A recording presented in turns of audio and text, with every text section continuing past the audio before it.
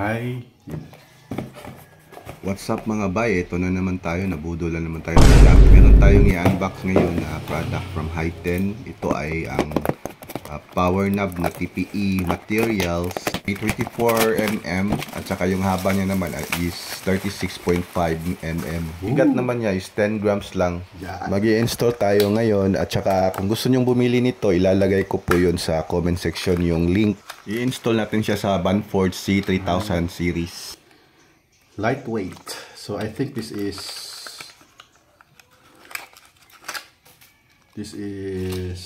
8 grams. At siya kay TPE material. So hindi siya masakit sa kamay, no? Hindi siya masakit sa kamay. So meron siyang kasamang mga washers, bearings, no? Extra washers. Tsaka meron siyang tools. Yan, tools niya.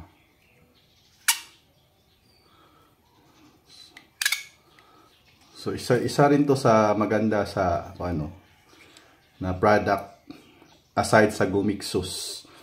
Maganda din siya. Pero hindi ko pa na-try to ha. First time kong gumamit ng Highten, mabasa dito. Highten. So usually yung binibili ko is Gumixus knob. Yun kasi yung common. So try natin siyang i-install sa reel.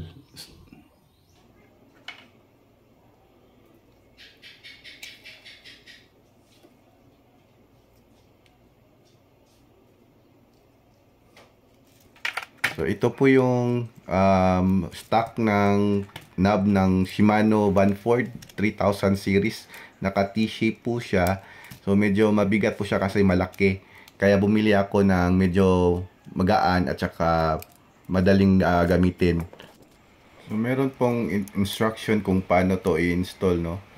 At finalo ko siya, pero umaalog po siya, hindi po siya sakto. So ang ginawa ko ay pinaklas ko siya ulit. Tapos nag-experiment na lang po ako para maging fit.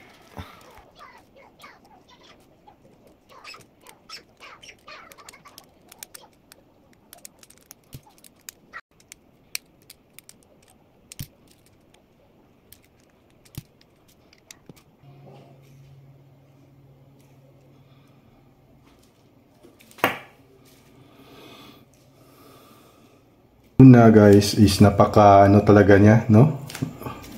Meron siyang play. So binaklas ko. So tapos meron ako nakitang ganito kasama niya. So wala siya sa instruction na gamitin to, pero try natin, no? Try natin to. So inuna ko to, tapos washer. Marami kasing extra washer na dala, no? Tapos bearing. So ginamit ko yung bearing niya na dala. So ito yung sa stock na bearing ng stock ng bearing ng handle niya ng Shimano Banford. So ginamit ko yung bearing ng Highten. So una kong ginamit, meron ko siya kasamang black na plastic, no? So I think kasya dito. So nilagay ko siya una, pagkatapos itong malaking washer. Mas malaki siya kaysa iba. So inuna ko to. Dito siya. Tapos yung bearing.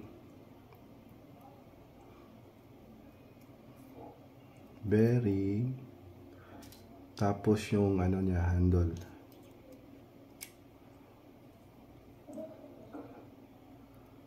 Tapos bearing na naman.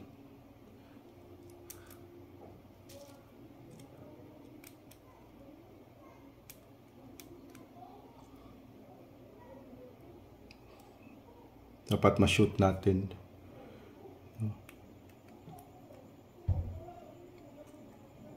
Yan, shoot na.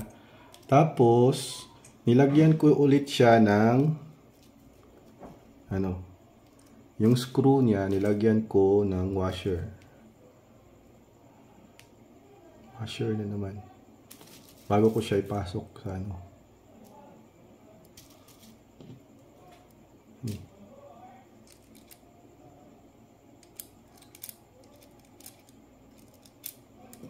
So, na-experiment na lang ako dito, mga bay, kasi para lang talaga, wala siyang play, no? So, I hope gumagana to.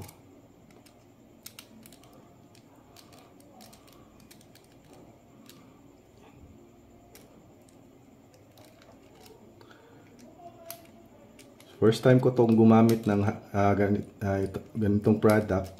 Usually kasi yung binibili ko is, I think, kalimitan sa atin na sanay na sa Gumixus, no?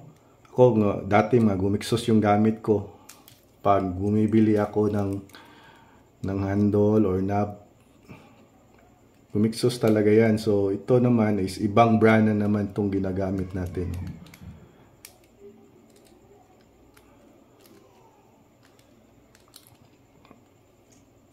Ay, meron pa. Hindi pa naman siya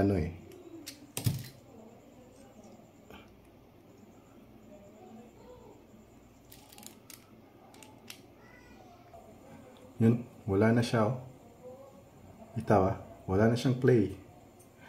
Tapos ilalagay na natin yung TPE material ya. Pasok natin yun. Ooh.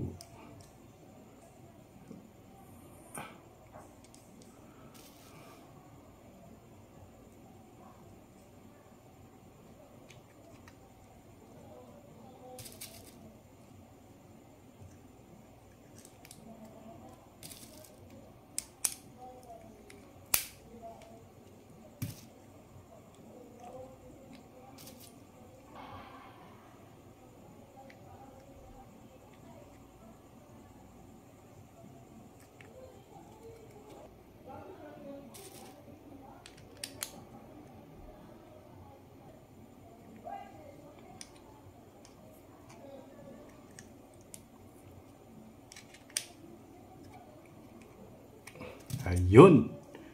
Okay. Ayos. Wala nang space hindi ko pala na yun. So ito yung ito yung stock 24mm. So 24mm yung haba niya. Ito is laki kasi So 24mm. Tapos yung height niya is 38. Sakto lang. Tapos TPE material na siya, Hindi siya masakit sa kamay. Tapos madaling linisin. Walang alog. Walang alog. Tapos ang ganda ng ikot. Okay. Ito. Size pala ng reel is C3000 HG. So, C is meaning compact siya. So, yung body niya is, yung body niya is,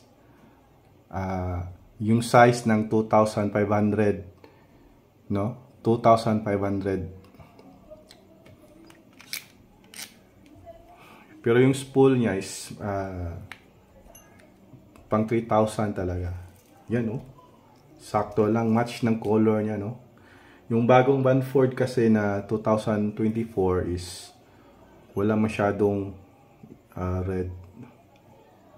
Katulad nung luma na mas siya. Sakto lang, Wala nang alog. Okay. Napaka-smooth. Yun. Thank you for watching.